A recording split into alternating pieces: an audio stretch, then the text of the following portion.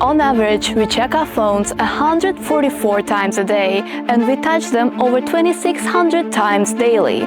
These numbers aren't accidental, they're the result of deliberate choices made by technology designers. For years, down in Stanford, there was a course called the Persuasive Technology Lab, where people would get trained in how to make an itch coming from the apps and from the social media platforms. And it's not something which we choose to have happen. This is a deliberate design decision on the basis of the technology developers. Sure, the goal of every technology developer is to get you to use their products. But social platforms aren't passive tools. They don't wait for you to use them, they make sure you do. So, what's behind their emotional architecture, and how does social media manipulate us? Recent human factors research found that just seeing a notification or a typing indicator creates a lingering mental load.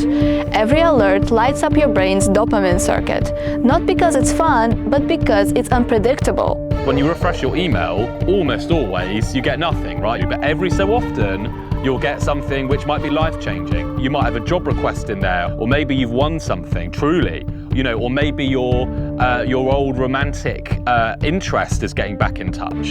It's the maybe that sparks the addiction, not the payoff. You cannot be guaranteed to get a good hit, a positive response every time you post something.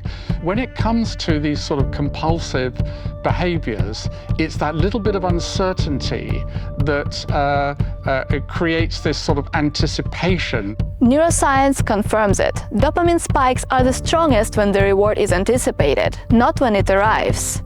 In the foundational study, Wolfram Schultz trained monkeys to press a lever for a reward. When the reward came every time, the monkeys quickly lost interest.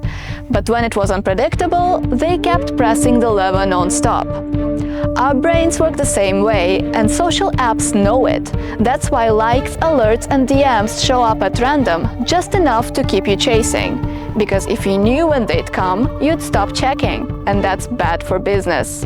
But digital spaces are human-made, and like all human creations, they can be reimagined. It's always possible for us to re-engineer better systems. We've never lost this battle.